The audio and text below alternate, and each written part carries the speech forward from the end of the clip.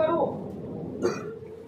तो मैं ऊपर वाले परमपिता परमेश्वर से दुआ प्रार्थना करता था, एक ऐसा मौका मिल जाए जिससे अपने आप को साबित कर सकूं, अपने परिवार को इस दलदल से बाहर निकाल सकूं। और ऐसा कहते हैं उस परमपिता परमेश्वर के यहाँ देर तो है लेकिन अंधेर नहीं है। वो खुद हमारी मदद करने के लिए नहीं आएगा, लेकिन किसी न किसी माध्यम से आपकी मदद जरूर करता है।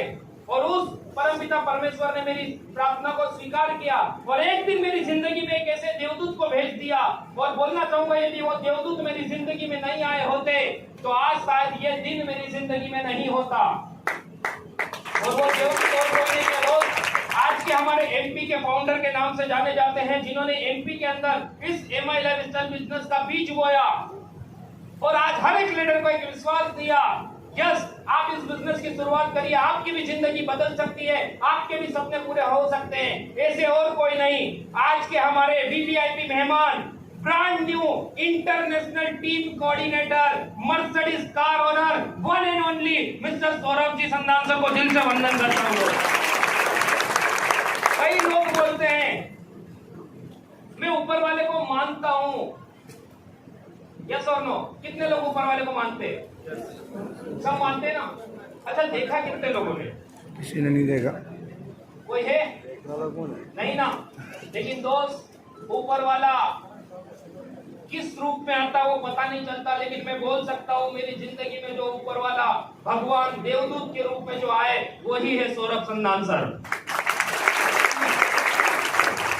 क्योंकि 300-400 रुपए रोज इस तपती गर्मी में भी मैं उस पत्थरी की घुमटी में बैठ के कमाता था दोस्त। और सबसे बड़ा तकलीफ कब होती थी पता है? जब त्योहार आते थे और व्यवहार का टाइम आता था। त्योहार मतलब समझे ना आप, दीपावली दशहरा आता तब, और व्यवहार मतलब कब? शादियों में जाना पड़ता है तब। जब जिसके पास पैसा नहीं होता है ना, उसको समझ में आता है वो एडजस्टमेंट कैसे करता है। मैं भी बहुत एडजस्टमेंट करता था, लेकिन जब से मेरे को एमआई लाइफस्टाइल बिजनेस के बारे में सौरभ सर ने बताया तो मेरे को भी पहले भरोसा नहीं हो रहा था। अरे ऐसा कुछ होता है क्या? ऐसे कोई जिंदगी बदलती है क्या? मैं 3 महीने तक सौरभ सर को मना करते रहा। मैं एक ही बात बोलता था, सर मेरे पास में मीटिंग में आने के लिए टाइम नहीं है। क्योंकि जब भी सर से बात होती थी, तुम्हारे को एक मीटिंग में आना पड़ेगा, मैं बोलता था मेरे पास में टाइम नहीं है। और क्यों नहीं टाइम था? क्योंकि मेरे को एक बात क्लियर थी, मेरी मोबाइल दुकान के शटर खोलता हूँ तो पैसा आता है, शटर जिस दिन बंद रहती है उस दिन पैसा नहीं आता है। और जो व्यक्ति एक दिन शटर बंद कर दे, जो 300 रुपए का नुकसान मेरे से वहन करने की हिम्मत नहीं थी, क्योंकि 300 रुपए में मेरी दुनिया इधर की उधर हो सकती थी दोस्त उस टाइम में, तो मैं सर को मना कर देता था। लेकिन एक बार सर ने कुछ ऐसी बात बोल दी जो दिल को लग गई। मैंने सर से एक ही वादा किया, सर मैं आपके साथ में मीटिंग में एक बार चलने के लिए तैयार हूँ। और मैं सर के साथ में ऐसे ही 700-800 लोगों के प्रोग्राम में महाराष्ट्र चला गया। और मैं जब उस प्रोग्राम में गया तो मैंने क्या देखा, 50 रुपए टिकट लिया था, बैठने के लिए जगह नहीं मिली थी। आखिरी में लास्ट में मैं खड़ा हुआ था सर के साथ में। मैं आखिरी में खड़े खड़े एक ही बात देख रहा था, लोग सूट बूट टाई के अंदर आ रहे थे, लोग उनके लिए तालियां बजा रहे थे, उनके ऊपर फूलों की बारिश हो रही थी। जब वो स्टेज पे जा रहे थे तो उनको मान मिल रहा था, सम्मान मिल रहा था। मैं पीछे खड़े खड़े एक ही बात सोच रहा था, ऐसी जिंदगी मेरे को जीना है। हेलो, ऐसी जिंदगी मेरी जीने के लिए पैदा हुआ हूँ, क्योंकि ये जिनका सम्मान हो रहा है, इनके भी 2 हाथ है, 2 कान, नाक, मुंह, सब कुछ मेरे जैसा है। तो यदि इनको सम्मान मिल सकता है तो साला मुझे भी सम्मान मिल सकता है। और पूरा प्रोग्राम में समझने की कोशिश कर रहा था, लेकिन क्या करूं, मैं महाराष्ट्र गया था, प्रोग्राम समझ में नहीं आ रहा था। पूरा प्रोग्राम मराठी में था, इकड़े तिकड़े चल रहा था, अपने पल्ले नहीं पड़ रहा था। मैं सौरभ सर को बार बार बोल रहा था, सर क्या बोले, ये क्यों हंस रहे, बताओ ना। सर एक ही बात बोले, बाद में आखिरी में बताऊंगा, अभी सुनो सुनो। कहा सर सुन रहे अपन। अब आखिरी में 2-3 बार सर से पूछ लिया, सर ने भी बोला सुनो। तो अब अपने पास में एक ही कार्यक्रम बचा था, लोग हंसे तो अपन भी हंसो, लोग ताली बजाए तो मैं भी ताली बजाऊं। कर क्या सकते हैं, क्योंकि बनना तो इनके जैसा है ना, भाग भी नहीं सकते। हेलो, और सर लेके भी उनकी गाड़ी में गए थे तो भगने के लिए भी टाइम नहीं था कि बस से चल जाए अपन, सर के साथ में ही वापस जाना था। पूरा प्रोग्राम अटेंड किया दोस्त। एक बात समझ में प्रोग्राम के बाद में, इस बिजनेस में एक ही काम करना है, एक हाथ पैसा देना है, दूसरे हाथ प्रोडक्ट लेना है। पैसा दिया, पैसे के बदले में प्रोडक्ट मिल गया। और बिजनेस के बारे में बोलते हैं 5 साल इस बिजनेस को करना पड़ेगा, आपकी जिंदगी बदल जाएगी। मैंने सर से एक ही बात बोली, मैं क्या सर मैं इस बिजनेस को करने के लिए तैयार हूँ, मैं पैसा प्रोडक्ट खरीदने के लिए तैयार हूँ, कितने के खरीदना पड़ेगा? तो सर ने बोला 10,000 रुपए के। मैंने क्या ठीक है सर मैं खरीदने के लिए तैयार हूँ, लेकिन मेरे को एक बात बताओ। सर ने बोला क्या? मैंने क्या ये वैसी कंपनी तो नहीं है ना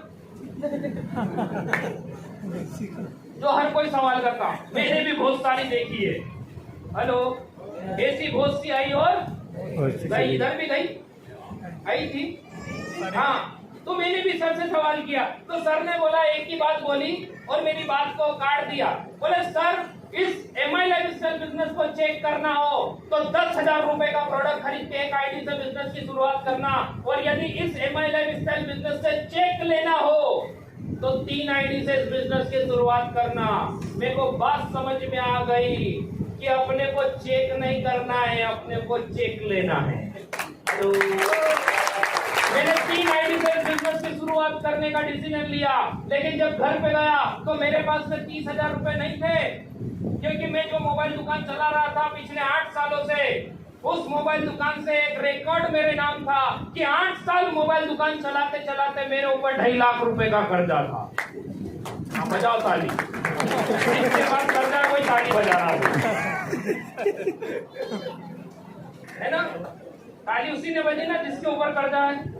हाँ, देख लिया अपनी बिरादरी का है। मेरे पास पैसे नहीं थे, मैंने जुगाड़ करी, दोस्त रिश्तेदारों से मांगे, लेकिन सबने मना कर दिया।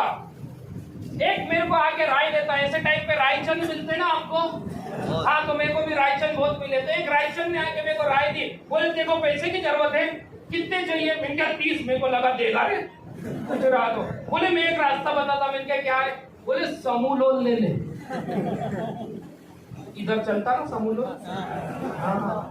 तो बोले तेरे को 30 की जरूरत है, वो 35 देंगे। फिर क्या करना क्या पड़ेगा? तो बोले कुछ मत कर, भाभी जी को बोल उनकी 20 सहेलियों का एक ग्रुप बनाए, उस ग्रुप को इकट्ठा करेंगे तो तेरे को लोन मिल जाएगा। अब मेरे को तो बिजनेस करना था, तो मैंने कुछ नहीं किया, समूह लोन लिया 35,000 रुपए का। दोस्त 5,000 रुपए घर वाली को दे दिए, 30,000 अपने रख लिए, वो भी खुश अपन भी खुश। 30,000 रुपए जब इस बिजनेस में मैंने प्रोडक्ट खरीदा तो एक ही बात सोची, इस बिजनेस को 5 साल करके तो देखेंगे, हो गया तो पैसा ही पैसा, और अगर नहीं हुआ तो पहले जैसा। भाई अभी तक अपन ये बोल रहे हैं अपने ऊपर 2.5 लाख का कर्जा है, अगली बार 5 साल बाद नहीं हो पाया तो अपन, मैंने इस बिजनेस की शुरुआत करी 30,000 रुपए का प्रोडक्ट लेकर। मेरे को एक बात कंफर्म थी कि मैं ये बिजनेस के बारे में लोगों को बताऊंगा तो लोगों के पास में 2 ऑप्शन है, या तो लोग हाँ बोलेंगे या ना बोलेंगे। यस और नो? मेरे को हाँ वालों पे फोकस करना है, ना वालों का टेंशन नहीं लेना है। मैं ये बिजनेस के बारे में लोगों को बताते गया, धीरे धीरे मेरा बिजनेस डेवलप होना स्टार्ट हो गया।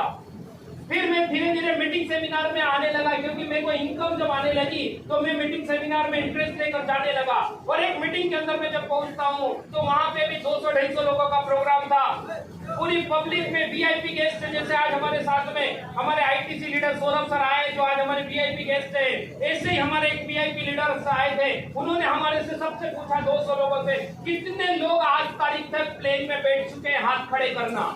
मैं आपसे पूछता हूँ कितने लोग प्लेन में बैठ चुके हैं, हाथ खड़े करना, माई लाइफ वालों को छोड़ के। 1 2, इतनी बड़ी पब्लिक में सिर्फ 2 लोग 3 लोग इस पूरे हॉल में जो प्लेन के अंदर बैठ चुके हैं। अच्छा दूसरा ये बताओ कितने लोग अब बैठना चाहते हैं? सब बैठना चाहते हैं। मैंने भी हाथ खड़ा कर दिया, मैं भी बैठना चाहता हूँ। फिर अगला अनाउंसमेंट हुआ, कितने लोग फोकट में बैठना चाहते हैं? मैंने दूसरा हाथ भी क्यों? क्योंकि मेरा सपना था प्लेन में बैठने का। जब भी मैं बचपन में प्लेन को आसमान में देखता था तो मैं एक ही बात सोचता था, एक बार तो इसमें बैठूंगा। और जैसे जैसे बड़ा होने लगा एक सपना बनाया, एक बार तो इंसान के बनाए हुए प्लेन में बैठूंगा, जब तक कि ऊपर वाले का प्लेन लेने को नहीं आ जाता। हेलो। और प्लेन में भी बैठने की बात रही तो ऐसा बैठूंगा कि एक बार इंदौर जाऊंगा, इंदौर से बॉम्बे तक प्लेन में जाऊंगा, उधर से ट्रक में भी आना पड़ा तो आ जाऊंगा, लेकिन प्लेन में तो बैठूंगा। हेलो। और ऐसे व्यक्ति को कोई बोले खोखड़ में बैठने का मौका मिलेगा तो 2 हाथ खड़े करेगा कि नहीं करेगा? हाँ, अपन ने बराबर 2 हाथ खड़े करे।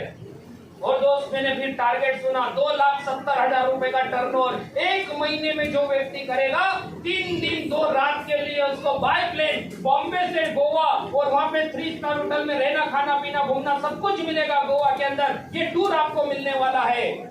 मैंने एक ही डिसीजन लिया, कोई ये टूर अचीवर बने या ना बने, मैं बनूंगा। और फाइनली मैंने वो टारगेट को हिट किया। और 26 अक्टूबर सन 2015 का वो दिन है जब मैंने पहली बार जमीन से उठ के आसमान की उड़ान भरी और पहली बार प्लेन के अंदर बैठा। और जब पहली बार प्लेन के अंदर बैठा तो वहाँ पे 3 सीट होती है, A, B, C, 3 लोग बैठ सकते हैं। मेरे साथ में वो 2 सीट पे बैठने वाले और कोई नहीं थे, बिजनेस के डिस्ट्रीब्यूटर थे। और उसमें से आज एक मौजूद है, बबलू चौहान सर, दूसरे थे प्रकाश पाटिल सर। हम तीनों छोटे छोटे गांव के थे, हमारे को विश्वास नहीं हो रहा था। बबलू सर को मैं बोल रहा था, प्रकाश सर मेरे को बोल रहे थे चिमटी खोलो यार। भरोसा नहीं हो रहा था, चिमटी खोलने के लिए बोला।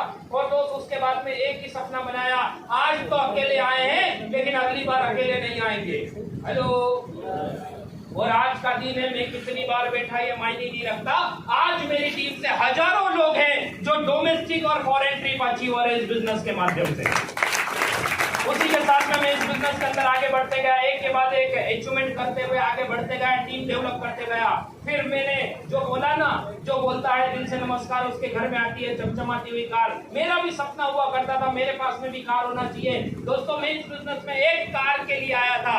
मेरा सपना था कि मेरे पास में एक कार होना चाहिए, लेकिन इस बिजनेस की ताकत देखिए, यदि आप दिल से मेहनत करने के लिए तैयार है तो ये बिजनेस आपको एक नहीं कई कार देने के लिए तैयार है। मैं उनमें से एक हूँ। मैंने पहली कार परचेज करी इस बिजनेस के माध्यम से। मारुति सुजुकी का ब्रांड न्यू शोरूम से खरीद के लाया। 5 लाख रुपए का अल्टो K10 कार परचेज करा इस बिजनेस के माध्यम से। जब वो मैं कार लेके आया ना तो मैंने लोगों को मिठाई खिलाई। आप भी खिलाते हैं ना? हाँ, मैंने भी खिलाई। और मैं मिठाई भी लाया, कौन सी? गुपचुप।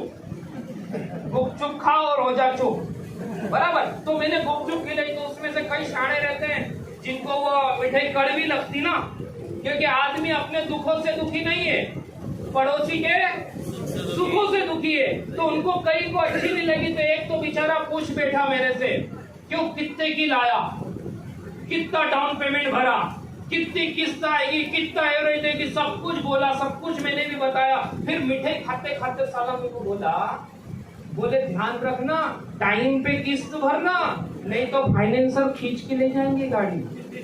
हेलो। मैंने उससे मन ही मन में बोला, बता रहा कि डरा रहा? हेलो, बता रहा कि डरा रहा? मैंने एक ही बात मन में वादा किया, कुछ भी करूंगा, मेहनत दिन रात करना पड़ी करूंगा।